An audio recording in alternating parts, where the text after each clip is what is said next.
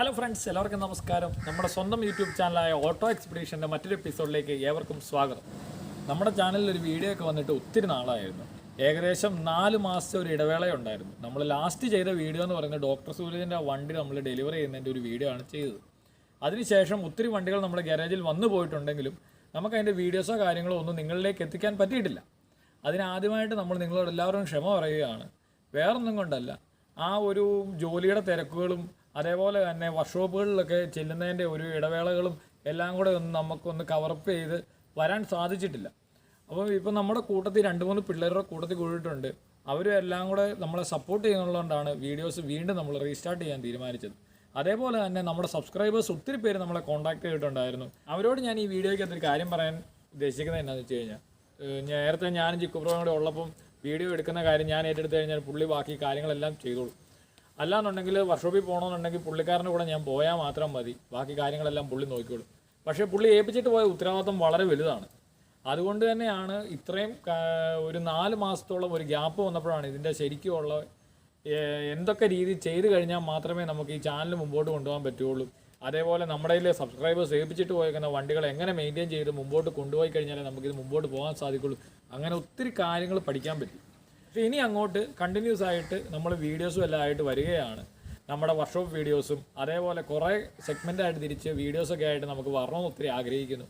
അതെല്ലാം നടക്കുമെന്ന് നമ്മൾ കരുതുന്നു. കാരണം എന്ന് വെച്ച് കഴിഞ്ഞാൽ നമ്മുടെ കൂട്ടത്തിൽ നമ്മുടെ ഓട്ടോ എക്സ്പെഡീഷൻ്റെ സബ്സ്ക്രൈബേഴ്സ് തന്നെയാണ് നമ്മുടെ കൂട്ടത്തിൽ കൂടിയേക്കുന്നത്. അതേപോലെ എൻ്റെ ഫ്രണ്ട്സ് വന്നിട്ടുണ്ട്. ഇവരെല്ലാം കൂടെ വന്നേക്കുന്നുള്ളതുകൊണ്ട് വീണ്ടും ആക്റ്റീവായിട്ട് തന്നെ നമ്മൾ യൂട്യൂബ് ചാനലിൽ വീഡിയോസുമായിട്ട് വരുന്നതായിരിക്കും. അപ്പോൾ ഇന്നത്തെ വീഡിയോയിൽ നമ്മൾ ആദ്യമായിട്ട് കാണുന്നത് നമ്മുടെ ഒരു സബ്സ്ക്രൈബറായ ബിനീഷ് ബ്രോയ്ക്ക് വേണ്ടി നമ്മൾ എടുത്തൊരു വാഹനമാണ്. അപ്പോൾ ഇത് അത്യാവശ്യം പെയിൻറ്റിങ് വർക്കും ചില്ലറ മെക്കാനിക്കലും ഇലക്ട്രിക്കലുമായിട്ടുള്ള വർക്കുകളൊക്കെ ഉണ്ടായിരുന്നു. അതൊക്കെ തീർത്താണ് പുള്ളിക്ക് നമ്മൾ കൊടുത്തത്. അപ്പോൾ ബിനീഷ് ബ്രോയുടെ ഒരു കോൺസെപ്റ്റ് എന്താണെന്ന് വെച്ചാൽ, ഒരു പഴയ ലുക്കിലുള്ള വണ്ടി, ഓപ്പൺ ജീപ്പ് ആയിരിക്കണം, അതുപോലെ റൗണ്ട് മഡ് ഗാർഡും കാര്യങ്ങളും, ഓപ്പൺ ഗ്ലാസ് ഫ്രെയിം, അങ്ങനെ പുള്ളി മനസ്സിൽ കണ്ട ഒരു രീതിയിലുള്ളൊരു വണ്ടി ഒന്ന് സെറ്റാക്കി കൊടുക്കണമെന്നായിരുന്നു. അപ്പോൾ ഞങ്ങളിങ്ങനെ നോക്കിയപ്പോഴത്തേക്കിനും എന്തായാലും കറക്റ്റ് ടൈമിൽ തന്നെ നമ്മുടെ ഒരു ഫ്രണ്ടിൻ്റെ വണ്ടി കൊടുക്കാനുണ്ടെന്ന് പറഞ്ഞപ്പം അതേ സെയിം കോൺസെപ്റ്റ് തന്നെയുള്ളൊരു വണ്ടിയായിരുന്നു. അപ്പം റൗണ്ട് മഡ് ഗാർഡും ഓപ്പൺ ഗ്ലാസ് ഫ്രെയിമും കാര്യങ്ങളൊക്കെ ആ വണ്ടിയിലുണ്ടായിരുന്നു. അപ്പോൾ വേറൊരു വണ്ടി എടുത്ത് നമ്മൾ പണിത് വരുമ്പോഴത്തേന് എമൗണ്ട് കൂടുതലേ വരത്തുള്ളൂ. അപ്പോൾ ഓൾറെഡി എല്ലാം ഉള്ളൊരു വണ്ടി തന്നെ അതേ ഒരു ലുക്കിലുള്ളൊരു വണ്ടി കിട്ടിയപ്പോൾ അത് നമ്മൾ ബിനീഷ് ബ്രോയ്ക്ക് വേണ്ടി വാങ്ങുകയായിരുന്നു. പിന്നെ അതിൻ്റെ പെയിൻറ്റിങ്ങും കാര്യങ്ങളൊക്കെ സെറ്റ് ചെയ്ത്, പിന്നെ പുള്ളിയുടെ ആഗ്രഹപ്രകാരം ഫ്രണ്ട് 2 ഫോഗ് ലൈറ്റും കാര്യങ്ങളൊക്കെ കൊടുക്കണമെന്ന് പറഞ്ഞു. അതൊക്കെ കൊടുത്തു. പിന്നെ ടയറുകൾ മാറി NDMS ടയർ വേണമെന്ന് പറഞ്ഞു. അപ്പോൾ അതുമൊക്കെ സെറ്റ് ചെയ്തു. വണ്ടി ഓൾറെഡി ഓപ്പൺ ജീപ്പ് ആയിരുന്നു. പിന്നെ അതിൻ്റെ കാര്യങ്ങളൊക്കെ ഒന്ന് സെറ്റ് ചെയ്ത് പെയിൻറ്റും കാര്യങ്ങളൊക്കെ റെഡിയാക്കി മാത്രമേ നമുക്ക് ചെയ്യേണ്ടതായിട്ട് വന്നുള്ളൂ. അപ്പോൾ അങ്ങനെ ബിനീഷ് ബ്രോയുടെ മനസ്സിൽ കണ്ട ഒരു കോൺസെപ്റ്റിലേക്കാണ് നമ്മൾ വണ്ടി പണിത് റെഡിയാക്കി കൊടുത്തത്. അപ്പോൾ ബിനീഷ് ബ്രോയുടെ ഒരു കോൺസെപ്റ്റിൽ ആൾക്കാർ 2 വീൽ ഡ്രൈവ് വണ്ടി തന്നെ മതി, അത്യാവശ്യം റോഡിലുള്ള ഉപയോഗങ്ങൾ മാത്രമേ ഉള്ളൂ, പിന്നെ ഓപ്പൺ ജീപ്പ് ആയിരിക്കണം എന്നുള്ളത് മാത്രമേ ഉള്ളൂ, ഒന്ന് ചെത്തി നടക്കണം, അതാണ് അതിൻ്റെ ഒരു സെറ്റപ്പ്. ഇത് 1982 മോഡൽ ഒരു സ്ലോ സ്പീഡ് എഞ്ചിനുള്ള ഒരു 2 വീൽ ഡ്രൈവ് ജീപ്പാണ്.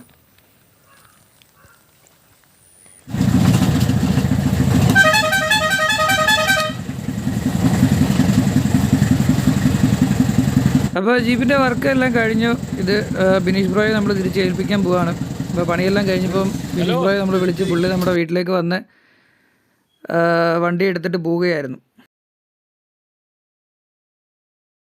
അപ്പോൾ അതിനുശേഷം ആൾ വീട്ടിലേക്ക് വണ്ടി കൊണ്ടുപോയി വീട്ടിലെല്ലാം കൊണ്ട് കാണിച്ചു കഴിഞ്ഞപ്പോഴത്തേക്കിനും പുള്ളിക്ക് മനസ്സിലെല്ലാം ഓക്കെ ആണെന്ന് പറഞ്ഞു. പക്ഷേ വീട്ടുകാർക്ക് അങ്ങോട്ട് ഫുൾ അക്സെപ്റ്റ് ആയില്ല. വണ്ടി എന്തോ സംതിങ് മിസ്സിങ് ആണ്, ഇതൊന്നുകൂടെ എന്തോ കണ്ടിട്ട് അവർക്ക് അങ്ങോട്ട് അക്സെപ്റ്റ് ചെയ്യാമെന്നുള്ള എത്തിയില്ല. അവർ ഇച്ചിരി കൂടെ എന്തോ മിസ്സിങ് ആണെന്നുള്ളത് പറഞ്ഞു.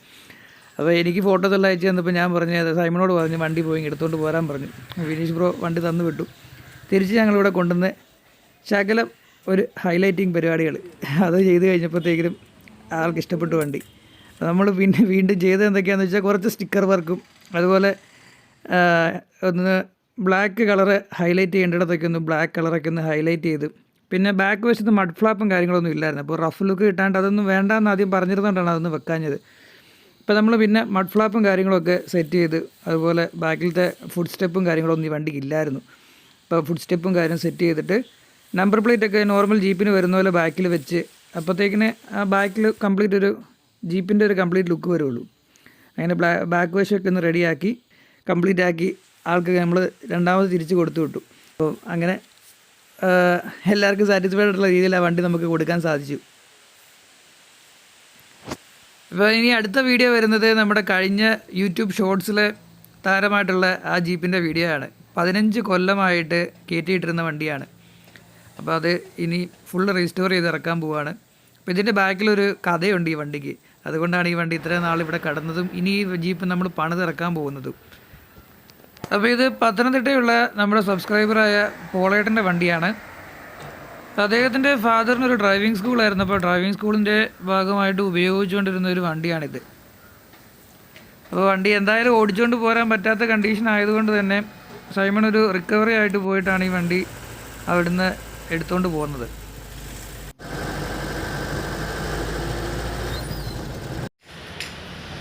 അപ്പോൾ ഇതൊരു 1982 മോഡൽ ജീപ്പാണ്. സ്ലോ സ്പീഡ് എഞ്ചിനും 3+1 ഗിയർ ബോക്സും ഒക്കെ വരുന്ന മോഡലാണ്. ഇപ്പോൾ ഡ്രൈവിംഗ് സ്കൂളിൻ്റെ വണ്ടിയാണ്ട് ഇതിന് ഇടതുവശത്തും ക്ലച്ചും ബ്രേക്കും ഒക്കെ ഉണ്ട്. അപ്പം ഇതിൻ്റെ ബോഡിയൊക്കെ വളരെ ശോചനീയ അവസ്ഥയിലാണ് ഇരിക്കുന്നത്. അപ്പോൾ ഇത് ഫുള്ളൊന്ന് പണിതിറക്കണമെങ്കിൽ ഇതിൻ്റെ ഒരു മാർക്കറ്റ് വാല്യൂവിനേക്കാൾ കൂടിയൊരു തുക മുടക്കേണ്ടി വരും. അതായത് ഇതുപോലൊരു ജീപ്പ് പണിതിറക്കുന്ന കാശുണ്ടെങ്കിൽ ഇതിലും മോഡൽ കൂടിയ നല്ലൊരു ജീപ്പ് നമുക്ക് റണ്ണിങ് കണ്ടീഷൻ ഫുൾ കണ്ടീഷൻ ഒരു വണ്ടി വാങ്ങാൻ സാധിക്കും. ഇതൊക്കെ ഞാൻ ആദ്യം തന്നെ പറഞ്ഞിരുന്നു. എന്നാൽ ഇതൊരു ഇമോഷണൽ വാല്യൂ ആണല്ലോ, നമുക്ക് മാർക്കറ്റ് വാല്യൂ പോലെയല്ല. ഇതിനു മുമ്പ് നമ്മൾ പണിത ജീപ്പുകളൊക്കെ പോലെ തന്നെ ഒരു ഇമോഷണൽ വാല്യൂ ആണ് ഇതിൻ്റെ ബാക്കിലുള്ളത്. ഇതൊരു കമ്പനി 4 വീൽ ഡ്രൈവ് വണ്ടിയായിരുന്നു. എന്നാൽ അന്ന് ഈ വണ്ടി ഉപയോഗിച്ചുകൊണ്ടിരുന്ന കാലത്ത് 4 വീൽ ആവശ്യമില്ലായിരുന്നതുകൊണ്ട് 2 വീൽ ഡ്രൈവിലേക്ക് മാറ്റിയതായിരുന്നു. എന്നാൽ ഇതിൻ്റെ 4 വീലിൻ്റെ ഗിയർ ബോക്സും അതുപോലെ ഫ്രണ്ട് ഹൗസിംഗ് ഒക്കെ വണ്ടിയെ തന്നെയുണ്ട്. ബാക്ക് ഹൗസിംഗ് മിസ്സിംഗ് ആണ്. അപ്പോൾ ബാക്ക് ഹൗസിംഗ് ഒക്കെ നമുക്ക് ആഡ് ചെയ്യേണ്ടതായിട്ടുണ്ട്.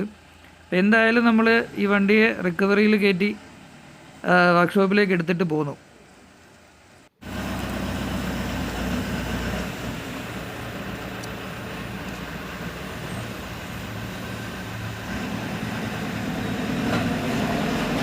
അപ്പോൾ ഈ ജീപ്പ് ഓൾമോസ്റ്റ് ഒരു 15 കൊല്ലത്തോടടുത്ത് ഓടാതെ കിടന്നൊരു വണ്ടിയാണ്.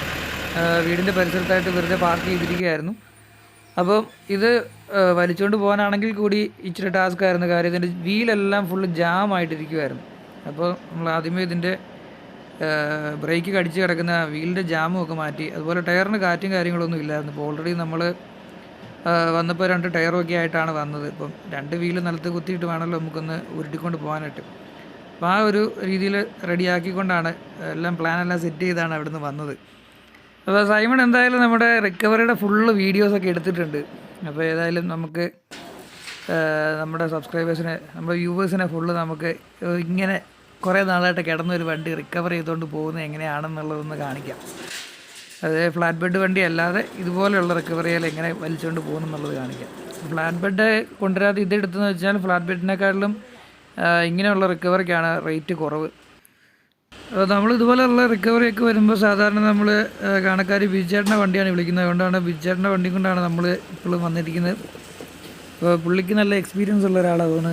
ഇപ്പോൾ ഏത് ഗുദാമിൽ കിടക്കുന്ന വണ്ടിയാണെങ്കിലും നമ്മൾ ഇറക്കിക്കൊണ്ട് പോകാനുള്ള ട്രിക്കൊക്കെ പുള്ളിക്ക് അറിയാം. അതുകൊണ്ട് ധൈര്യമായിട്ട് നമുക്ക് വിളിച്ചുകൊണ്ട് പോകാറുണ്ട്. നമ്മളെപ്പോഴും പുള്ളിയാണ് വിളിക്കുന്നത്.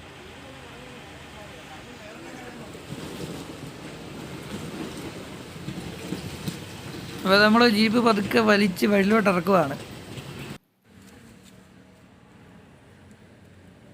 അപ്പോൾ ഒരുപാട് നാളായിട്ട് കയറ്റിയിട്ടിരുന്നൊരു ജീപ്പായതുകൊണ്ട് തന്നെ ഇതിൻ്റെ ടയറിൽ കാറ്റില്ല. അപ്പോൾ ടയർ മാറിയിടാനുള്ള നമ്മൾ കൊണ്ടുവന്നിട്ടുണ്ട്. അതുകൂടാതെ നമുക്ക് വീലെല്ലാം ഇതിൻ്റെ ജാമാണ്. അപ്പം വീലിൻ്റെ ജാം മാറ്റണം, എന്നാലേ ഇത് വലിച്ചുകൊണ്ട് പോകാൻ പറ്റുള്ളൂ. അല്ലെങ്കിൽ വീല് കറങ്ങുമല്ല, ഇങ്ങനെ നിരങ്ങി ഇപ്പോൾ താഴേക്ക് വലിച്ചപ്പോൾ നിരങ്ങി വന്ന പോലെ നിരങ്ങിയേ വരത്തുള്ളൂ. അങ്ങനെ നമുക്ക് കൊണ്ടുപോകാൻ സാധിക്കുമല്ല. അപ്പം അത് കൊണ്ടുപോകാനുള്ള കാര്യങ്ങളൊക്കെ റെഡിയാക്കുവാണ്. അപ്പം ഇറക്കി കഴിഞ്ഞപ്പോഴത്തേന് മഴ പെയ്തു. മഴയൊക്കെ അവഗണിച്ചുകൊണ്ട് ബീച്ചേട്ടനും സഹായിയും കൂടെ എല്ലാം റെഡിയാക്കി പെട്ടെന്ന് കൊണ്ടുപോകാനുള്ള പരിപാടി നോക്കിക്കൊണ്ടിരിക്കുകയാണ്.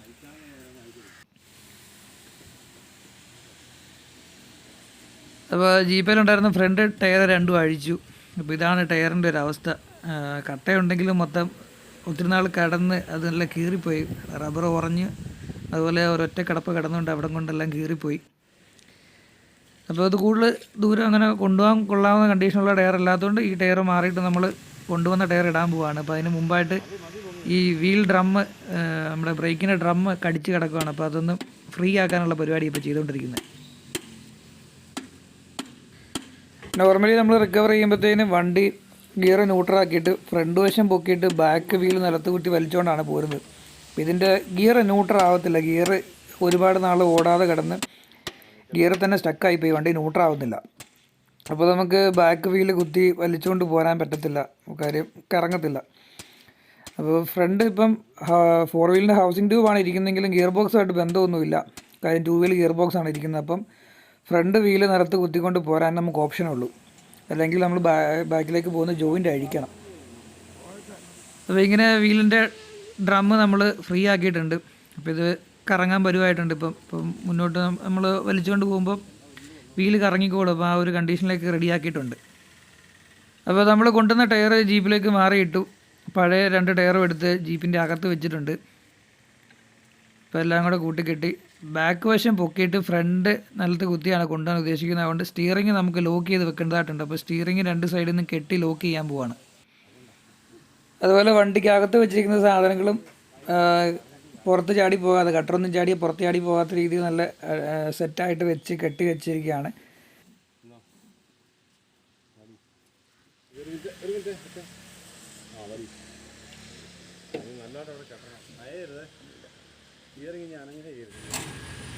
അപ്പോൾ ഇനി ബാക്കിൽ ജീപ്പിൻ്റെ ചേസിലേക്ക് ചങ്ങലയിട്ട് കെട്ടി റിക്കവറിയുടെ റൂപ്പ് കണക്ട് ചെയ്ത് ബാക്ക് വശം പൊക്കി റിക്കവറി വണ്ടിയിലേക്ക് അടുപ്പിക്കാൻ പോവുകയാണ് ജീപ്പിനെ.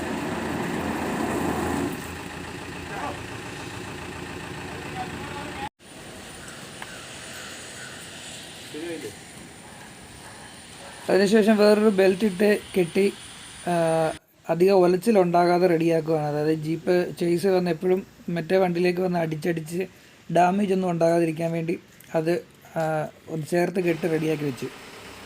എന്നിട്ടാണ് ഇനി നമ്മൾ നേരെ സൈമണിൻ്റെ വീട്ടിലേക്കാണ് വണ്ടി കൊണ്ടുപോകുന്നത്.